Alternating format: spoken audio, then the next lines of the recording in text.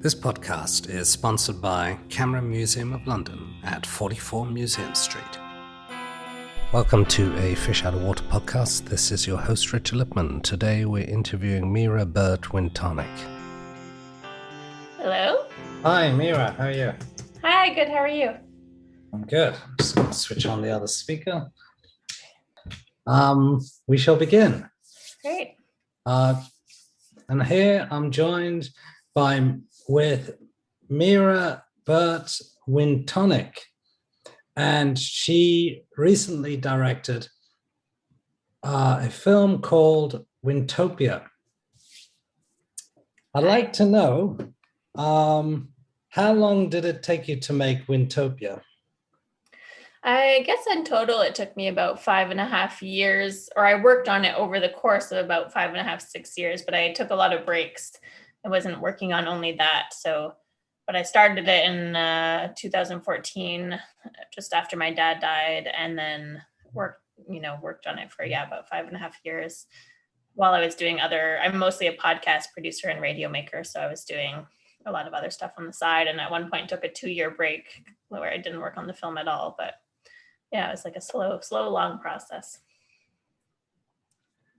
Do you think that there was a unconscious longing and duty to make this film? Yeah, it felt like because it was sort of my dad's dying wish in a way, the thing that he kept talking about, that he wanted to have this film made that we were going to work on together about his life. And he had this unfinished Utopia film. And I think I felt like this weight of it on my shoulders after he died that I don't think I would have been able to not make it. I mean, it didn't even feel like a question. I just kind of felt like, oh yes, of course I have to start this project and try to dig up these tapes, these Utopia tapes he had filmed, and see if I could kind of create a portrait of him through those tapes, even though he was no longer there to help make the film. At the time, did you seek support? Yeah, I had a lot of support from, luckily my dad was very well known in the documentary film community, and he had a lot of filmmaker friends. And so the local filmmaker, some of his local filmmaker friends here in Montreal, specifically at I Still Film, they just really were very, very supportive. Gave me kind of an editing room to just plop myself down in and start watching these tapes. And they were really great because they didn't put any pressure on me with any kind of timeline, or they were just kind of like, we're here to help you. We can help you raise some money if you want. We can just watch rough cuts. Like, they were very, very helpful right from the beginning. And okay, well, let's start from the beginning.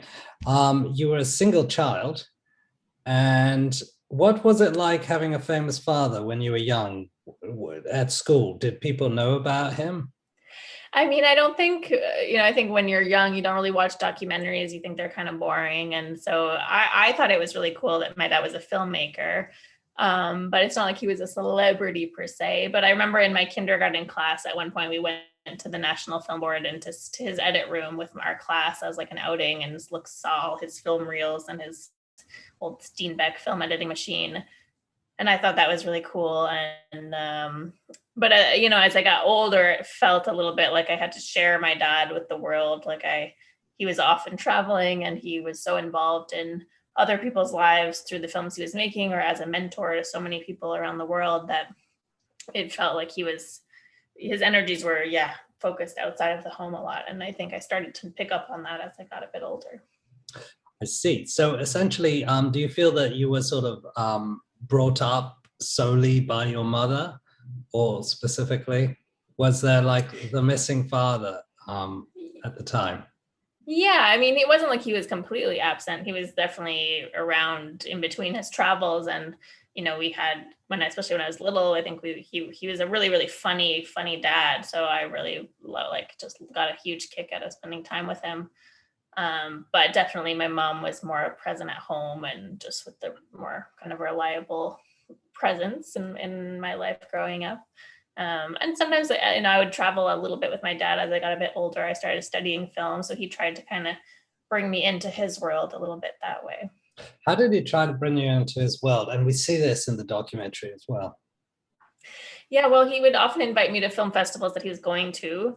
which was fun to see him in his element. But I guess the main way was that when I was about 17, 18, 19, he pitched this film that we were going to make together called Pilgrimage, where we would, so the plan was that we were going to travel around the world, kind of have this intergenerational dialogue about filmmaking and the history of media.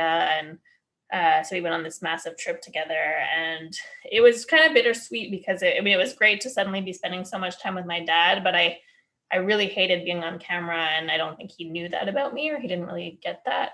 So it was like this uncomfortable experience where he was expecting me to always be performing on camera, and he's so comfortable on camera. Like, he's just a great clown improviser. So it didn't occur to him that maybe for me, that wasn't like the way I wanted to spend time with my dad. Did you ever tell him that? I mean, in little ways, yeah. Like, as he was directing me, I would kind of push back and say, I'd prefer if we had a script. Like, I'm not comfortable like improvising in front of the camera, especially at that age. You're kind of self-conscious. And but he didn't, I don't think he really understood that, or he kind of sometimes would relate to me as just a regular film person that he was mentoring, and not as a daughter. So, he's trying to push me out of my shell and challenge me, which, is great from a film mentor, but not necessarily what you want your dad to always be doing.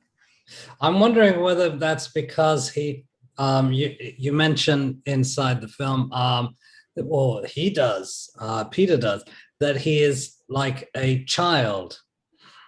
Did you ever feel that way about him? Yeah, he definitely had that childlike energy, and it was really amazing to see. Just, he was so quick-witted and so funny, so fast on his feet, so light on his feet, so just like a wordsmith, joking around, always playful with words, playful with the way he engaged with the world. And so as a kid, it's like a really fun, just such a fun dad, a way he could just like joke around about anything, and he could really relate to young people, I think, in a way that maybe a lot of dads don't. Was he often reading? Was he watching a lot of films? How would he make contacts and generate ideas? Yeah, I think he didn't sleep. He would just stay up reading books all night somehow, and then the next day be at work and be making films. And he kind of retained it. He had this super memory. I mean, I think he was I don't know what the official definition of a genius was, but I think he had whatever that is, of just retaining so much information from all, like, so well read, and like had read all, like, about every different topic, like all the religions, like social movements, like history, like just, and like absorbed everything in a very deep way, where he was able to engage with it on a like deep intellectual level. And it was kind of mind-boggling just how much he read and watched films. People were always sending him their rough cuts for him to like give feedback on, so we would sometimes watch those together at home. Interesting. Do you recall one moment where you both watched some rough footage? Yeah, I mean, people would send him their rough cuts, and he would always give them pages and pages and pages and pages of notes. Like, they might think that they were almost finished the film and they just needed a few tweaks, and he'd just like give them like this essay of all the things they needed to change or work on. And I talked to a few people after he died about that, and they all said it was like a really hard moment for them, here that they are thinking they're almost done, they only have a couple weeks left. But usually he was right. Like, he was able to just really see an issue with a film, or like what the story needed to do in order to be more engaging. And so usually they would go back to the edit room, take his notes, and make a better film because of it. I noticed he also had different roles: sound, directing, producing, editing, writing. He also worked with Chang Yung on China Heavyweight. How come he had so many roles? Yeah, I think his main start was in editing. He actually got started editing fiction films, Canadian fiction films, as a young man, and was a great storyteller, and then eventually became a director and producer, and he could kind of do it all. I think he liked to just have his hands in different roles. Primarily, though, I think story editing and just seeing like the essence of what a story should be was his main gift. And I think as he got older, he realized, it takes about like 5 years to make a film.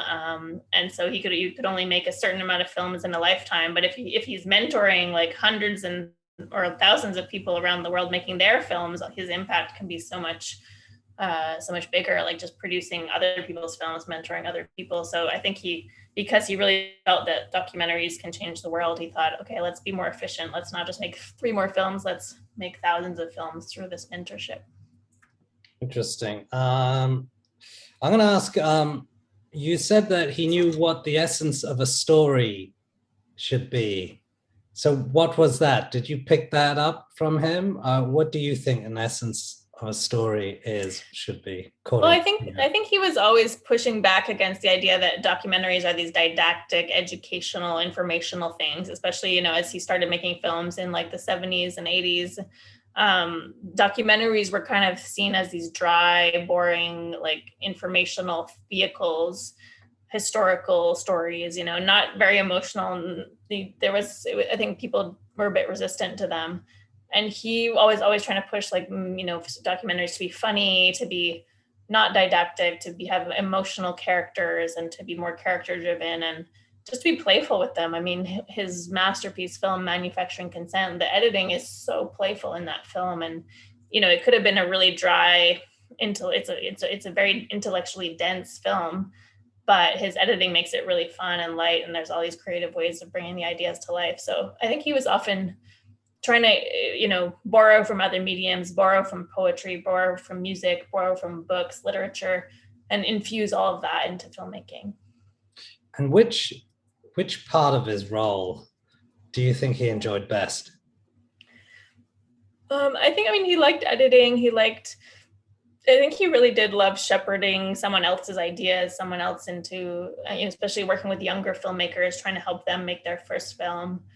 I think he understood that documentary filmmaking is so draining. You know, there's like years of just fundraising and before you even make a film, and so many people either never finish their film or they make one film and they say never again. Like, I'm not going to put myself through that. So he really tried to be supportive of people who were in that stage where you might give up, and just trying to energize them and keep their motivation going. So I think that's where he thrived, was just as this kind of energetic presence in a filmmaker's life. In the film, there was a reference to poverty and, you know, striving on. Did you feel that way whilst you were young? Yeah, the vow of poverty. He was always talking about his vow of poverty that he took as a documentary filmmaker. He definitely didn't encourage me to follow in his footsteps because of that vow of poverty. You know, that he really had a personal experience with the fact that documentary filmmakers never really make any money. But at the same time, he believed in his work so much that it wasn't about the money. It was just about getting his message out or getting these stories told. So, yeah, I think he was kind of above, like detached from practical realities of money and like those kinds of things that you need to live, which is where my mom sort of was the more supporting role. Whereas he was off in these a bit idealistic world sometimes. And what do you think he wanted with Utopia? You know, those 320 tapes.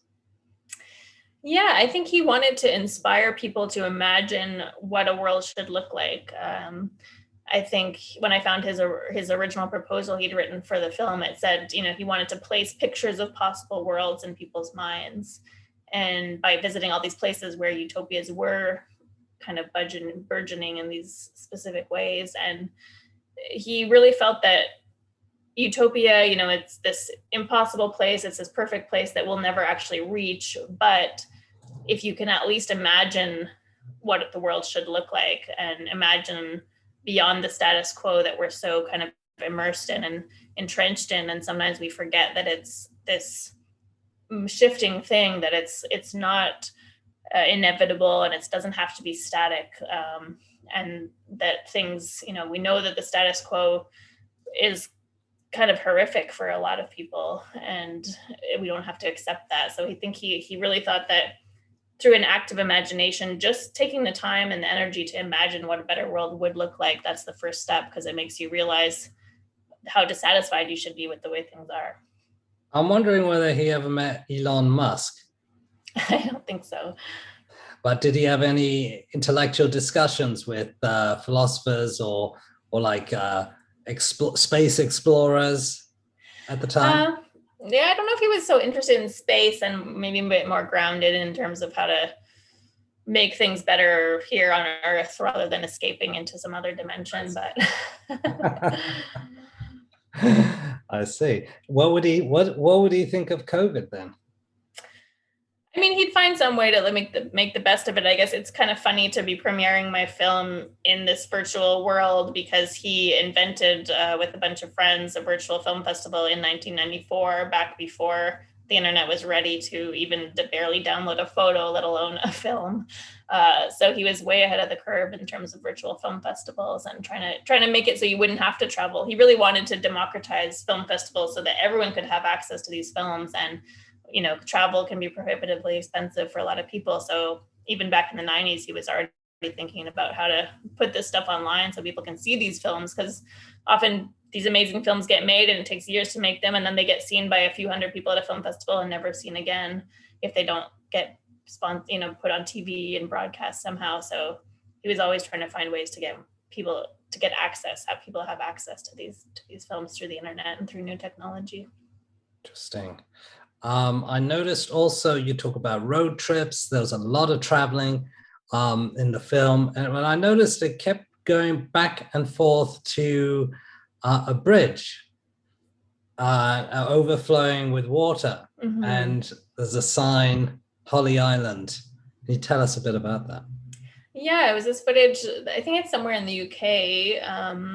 And it's like a causeway that's and my dad was such a fly by the seat of his pants kind of guy. So I'm sure he saw Holy Island on a map and he said, well, I have to go there. It's part, this utopian vision that his one of his characters that he's engaging with in the film is Saint Brendan, who set out looking for a holy island. And so he drives there and he shows up, and the tide, he obviously hadn't checked the tide tables, and the road is covered in water. And it's just, I love that about him, that he was just so in the moment, so just ready to just like drive across this water in this way that probably, who knows if he'll be able to get back across if he does cross over because of the tides. But he wasn't like planning things and, okay, we'll show up at this hour and this will go this way. He was just kind of out there doing it, filming and trying things. And that was kind of a beautiful moment to see in the tapes, where he's just, at this, what might be a standstill, what might be this barrier, but he's not going to let it stop him.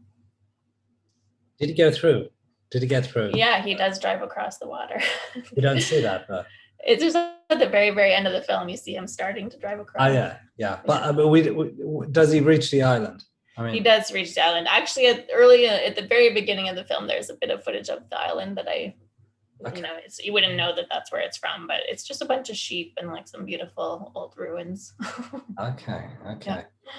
Interesting. Did he have a specific religion or belief? Was it, Noam Chomsky, I think he believes in open borders. He's quite utopia in his world. I on the other hand, I spoke to I don't know if you know Mads Brugger. He's a Danish journalist, and I asked him, can you tell us what the concept of utopia is for people in politics, for example, in different places around the world? He goes, one of the first things is you have to know that for people or leaders who consider a platform, of utopia for the state, for the people, sometimes they can turn out to be some of the worst dictators or mass, executioners. Did Peter have any idea of, what was his opinion on, the conflicts around the world?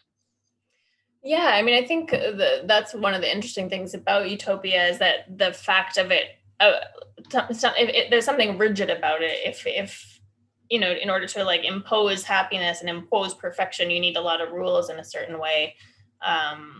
So, when it has been attempted, or certain ways that it's attempted and throughout history, does often lead to very dystopian realities, like the, socialist, communist attempts in different countries. Like that's a very utopian idea. But then we see that the reality often isn't quite so shiny. So, yeah, I think my dad was really interested in those contradictions and in how to navigate those contradictions of like, how to take an idea like socialism and explore it in a way that can actually be beneficial and not fall into that dystopian like extreme, I guess. But he in terms of religion, he was like kind of a Buddhist, he liked to pick and choose his ideas across various borders. I think he was also, didn't really believe in borders. And just believed in, I guess, giving a bit more power back to people in terms of determining their own lives, rather than, there's so many arbitrary factors that contribute to someone's quality of life, like the country they're born in or the color of their skin and all these things that shouldn't really have any effect on, like, shouldn't determine your quality of life to such a degree that they do. And what's been the reaction of the film so far? Well, I think there's different reactions depending for people who knew my dad, for filmmakers, and then for people who never met him. It's such a personal film for me, but I think people also have a quite personal response to it. If they've experienced loss of their own, if they're grieving someone, if they've had a complicated relationship with their dad, if they have kids and they're a filmmaker who travels a lot, they see it in a particular way. So I think everyone has their own personal experience of it. And usually, people who knew my dad, they say, thanks for letting me spend 90 minutes with him again. And then people who, I think it's a way for people to process their own complicated feelings about whatever they're going through in their life, or whatever ideas they have about utopia too. And you wrote the film, right? Mm-hmm. How did you pick and choose the moments, the sequences? Well, it was a long process. I mean, I first started out really trying to make my dad's film, or what I thought his film would be. So I was choosing all the like pretty the shots that he had set up that were kind of more professional in a way, and the shots that I thought he would use in his film. And then as I was going along, I realized that film that I was making was really just dry and not personal, not authentic. It was just like clearly trying to do someone else's film. I wasn't embodying it myself. Mm-hmm. And I kind of went back to this advice that my dad would often give people, which is that the best film is always the one that only you can make. Like, so, anyone can make a film about utopia. Anyone could make a film about my dad as a filmmaker, but only I could make a film that's about our relationship and about grief and about our connection. So I started making the film a lot more personal. And as I went through it again, I started taking all the opposite footage, like all the footage that's kind of shaky, where he's zooming in and out, where he's setting up all the in-between moments that he probably would never have included in his film, because that's where he felt so alive. That's where I was like seeing his shadow, seeing him like wiping raindrops off the frame with his hand, or just, brief moments of him where he's so present. And so in my grief, that's what I was really connecting with. And so it was kind of this complete 180 of like how I was approaching the film and reselecting moments based on that. Yeah, that's weird. I'm wondering, even though you made a film with him, you've edited with him, do you feel that you really knew him? Or was there a part, like there's a quote by a well-known writer that, some writers just have a room for themselves.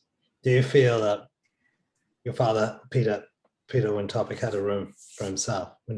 Yeah, I definitely think he was he was someone who could be really present and really engaging, but also really quiet and kind of internal. And I definitely feel like I got to know him a lot better through making the film after he died. Like, I know him, so much more now, even though he's gone. It's in this weird way, just because I started talking to all these people about him. I had this reason of like making the film. There was this kind of this excuse to just call up his friends and talk to people about him, because I was recording it for the film, and just, have a much deeper understanding of what he was up to and of his complexities and the nuances of his and life. And of course he interviewed so many great artists, including Robert Frank, I think that Charles Bukowski and others. Were you around when he did that? So Robert Frank, the footage that's in the film is from, it's like, I think it's the back balcony of my childhood home, and my dad was it's his first film that he directed was about new independent filmmaking at the time, which was in, I think it's the 80s. 84. Did he make that? I think I was just a kid when he made that, or I was just born. I was very little, so I did not know who Robert Frank was, or I I have was his not. book here. No, okay. He's quite a character. So, and then the Charles Bukowski, The Poetry in Motion, that's a film that he edited that a friend of his, Ron Mann, was directing. So he was putting that together. I remember when I was a teenager, I knew like Tom Waits is in that film. And so I thought that was really cool that my dad was editing a film with Tom Waits in it. Were you in the edit suite?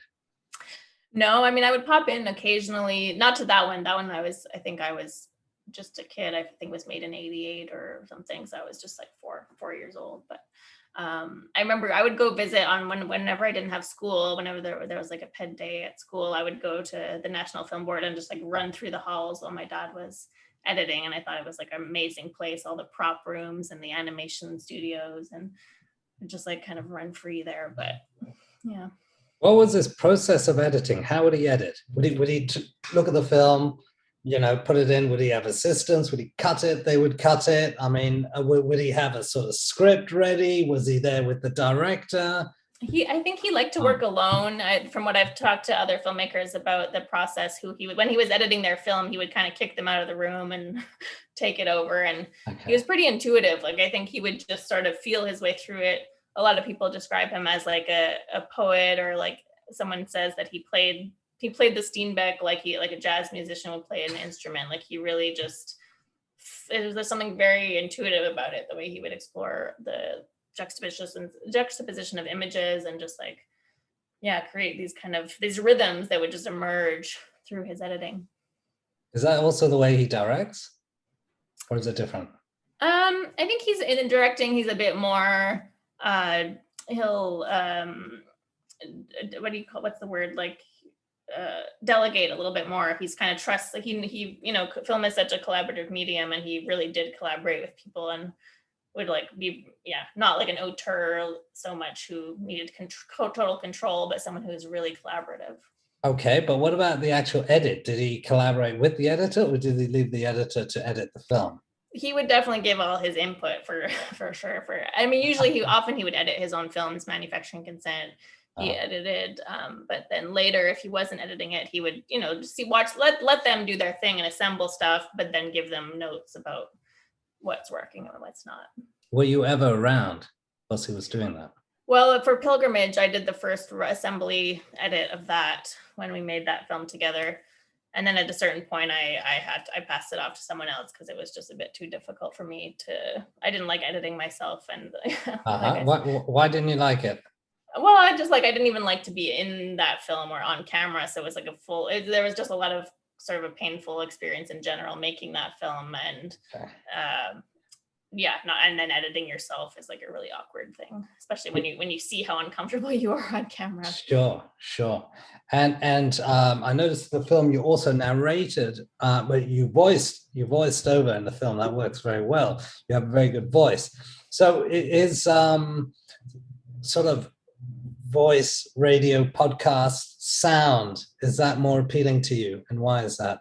Yeah, I love working in sound, and I love the intimacy of sound and how it's just a much more interactive medium, just because you have to be imagining the world in your mind rather than the visuals. I think can sometimes be distracting, and it's a more passive experience sometimes watching a film. Whereas with a radio documentary, you're really like contributing all of the images from your own imagination. So you're inserting yourself into the story in a certain way.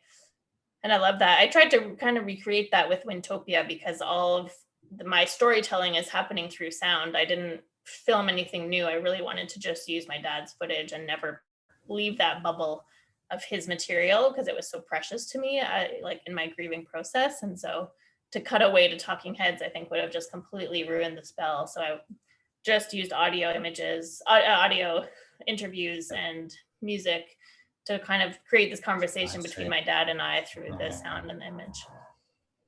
Do you think another version could be made into a radio documentary?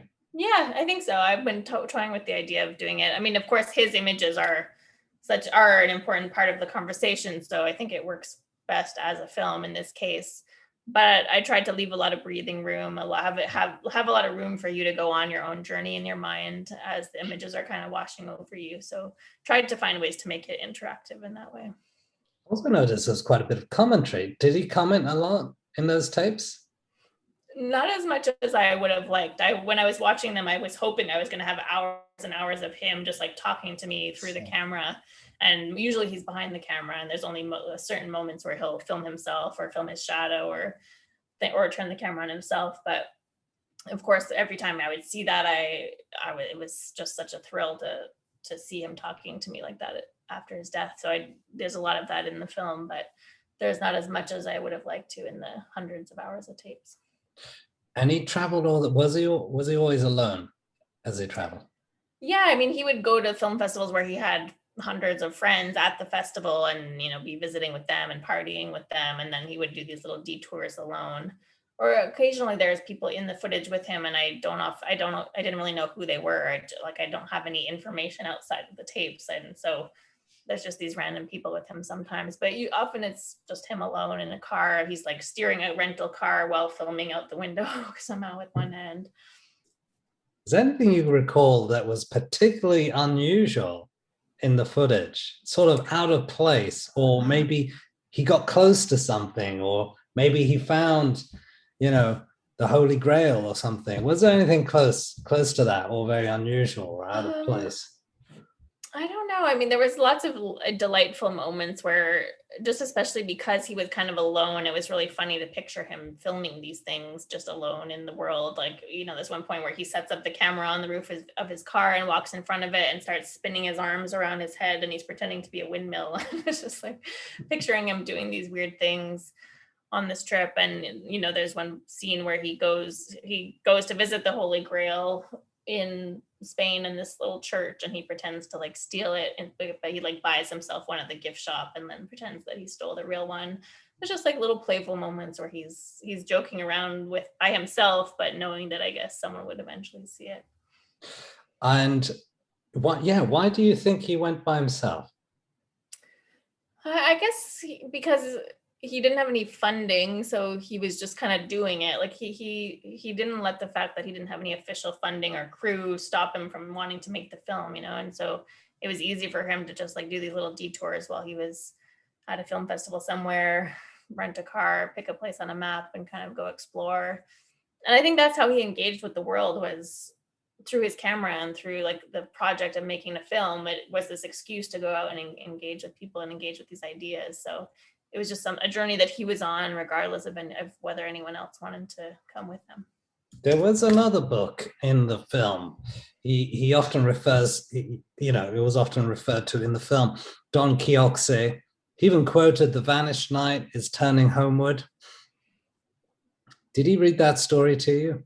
He didn't, but he was obsessed with Don Quixote, and I only read it after he died, and it's a very, very funny book. I had no idea how funny it is, but he liked the character of Don Quixote as this idealist knight who's trying to save the world, and he's a bit delusional. He sees windmills as these giants that are attacking him when they're just windmills. But I think my dad liked that, even though it's kind of like a foolish character, he sort of liked the drive that character has to just like go out and try to follow his ideals and live his ideals. And at the same time, I think he could also embody the sidekick, which is like Sancho Panza, this kind of more realistic, grounded sidekick of Don Quixote, who's like knows he's off on this nonsense kind of journey, but is trying to keep him grounded. And he could kind of embody both of those characters at the same time. He often would say, "Be here now." What did that mean to you? Does that mean different things to different people? Yeah, I mean, I think it's how he lived his life, was really just being present and realizing that the only moment we have is now. That's the only moment we can expect to have is right now. And it's the only way that we can engage with the world at all is through this moment now.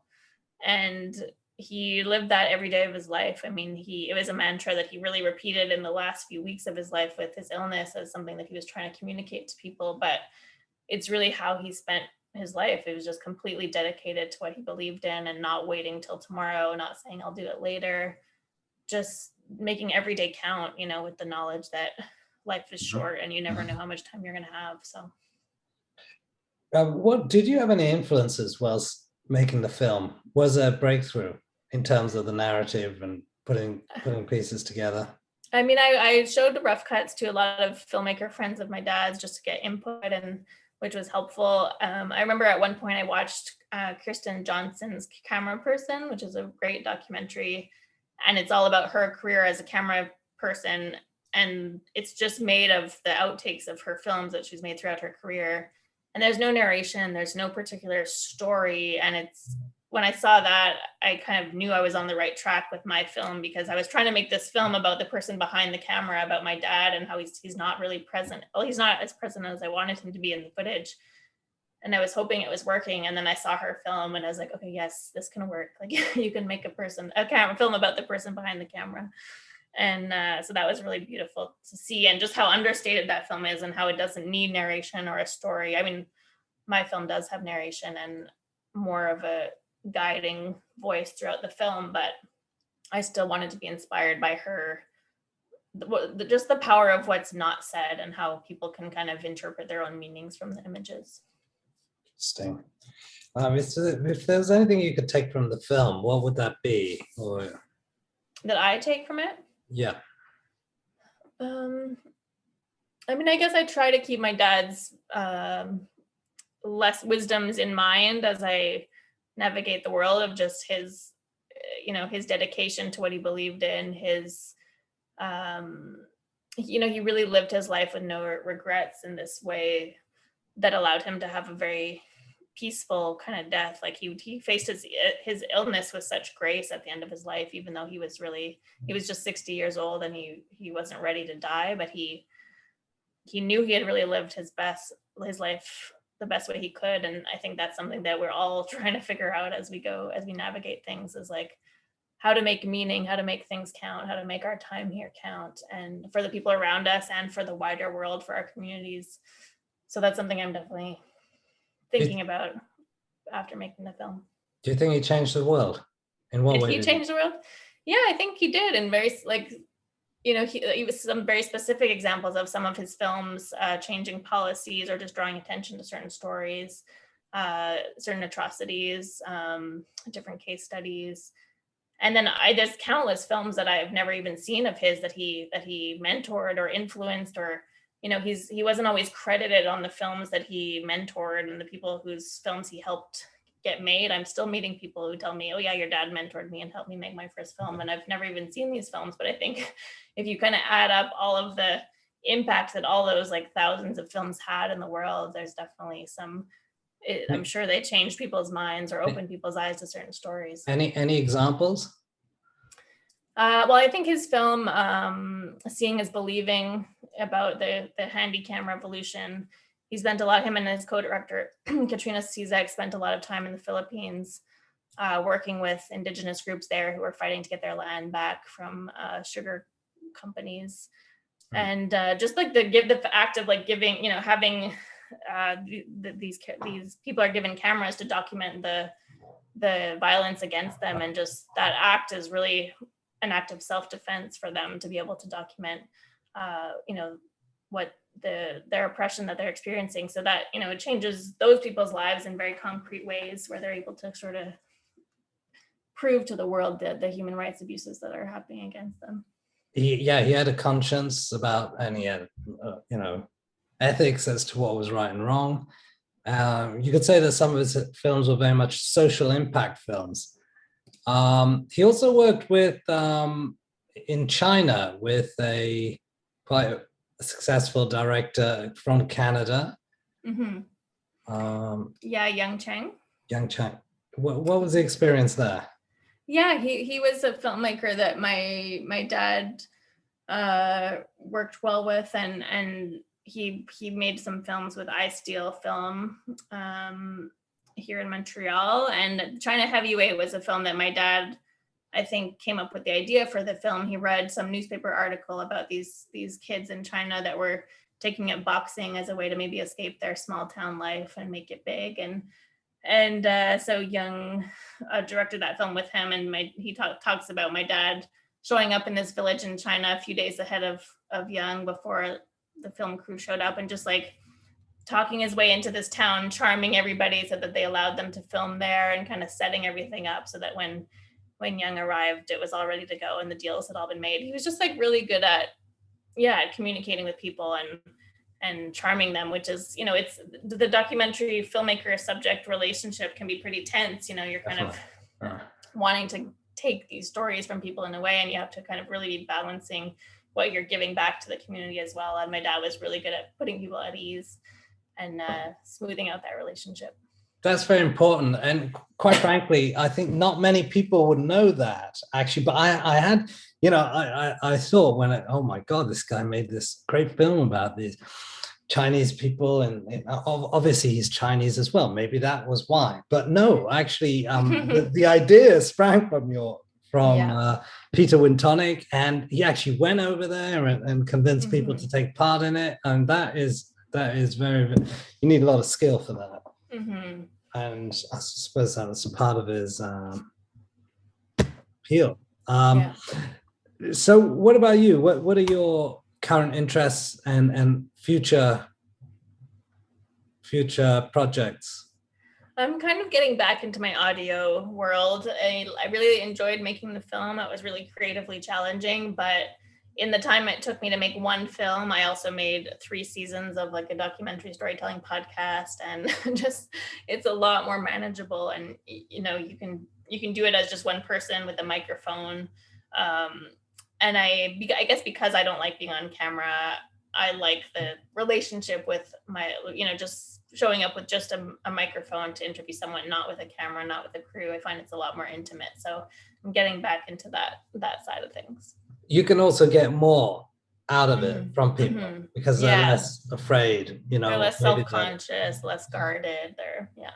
I'm wondering also, back to China Heavyweight, whether your father had an input in the editing and the actual construction of the story. Yeah, I think he was pretty creatively involved as a producer. He would watch rough cuts and give his feedback for sure throughout the process. Right. Interesting. And future plans, philosophies, final comments?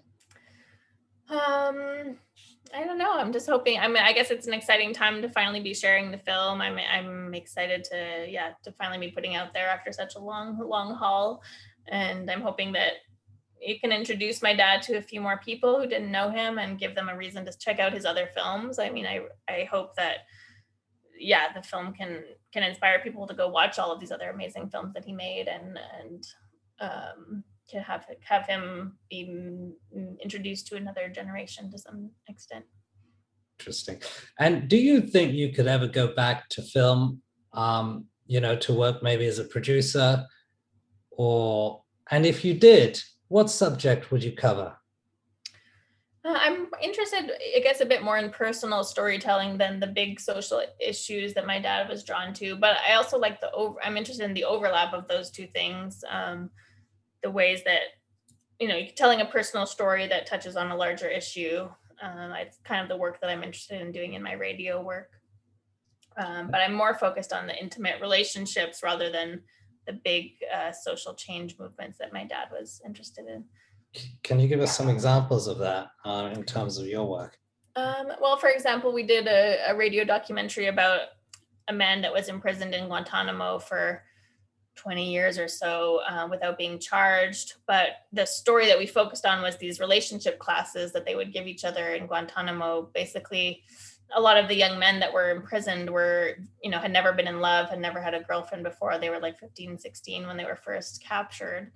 And so the older men who were married would teach them what love is like, what it's like to be in love, and which is just such a fascinating and strange thing to imagine, that these men that thought they might never get out and not ever have that experience to feel love were kind of so fascinated by it and so hungry for it that they would have these kind of imaginary classes. And so we did a documentary about that, but so it was really focused on that personal relationship side, but it's sort of touching on this bigger story of, these men that are imprisoned without charge for decades on end. Did you manage to get access to the prison at that point? Well, no, we the story that we told was from someone who had finally been released. So he was the voice in the story. I see. Interesting. And any other stories that you think, especially now in COVID times, is it easier to connect or? I mean, it's a bit frustrating for recording stuff because, of course, everything's remote. So you can't have scenes where people are really doing anything. Everything has to be a remote interview through Zoom or something. But there's still ways, recording phone conversations. I think I always love doing that because people kind of forget they're being recorded and just feels like a very natural conversation. But I'm making a lot of work about grief, I guess, from making the film. And I'm doing a couple other radio projects about grief as well. I just find it a really fascinating emotion to explore. Interesting. Mira. And I think that's something that we're all kind of feeling in different ways this year. Absolutely. Yeah. It's a universal and trait emotion. Thank you very much, Mira Burt-Wintonick, and your film is available. And yes, in Canada, streaming right now. Thank you very much. And we look forward to watching your future, hopefully films, and definitely your future podcasts and stories and everything. Thank you for having me. Thank you. This podcast is sponsored by Camera Museum of London at 44 Museum Street. Thank you for listening to a Fish Out of Water podcast. This is your host, Richard Lippman. Should you have any questions, comments, or suggestions, please get in touch.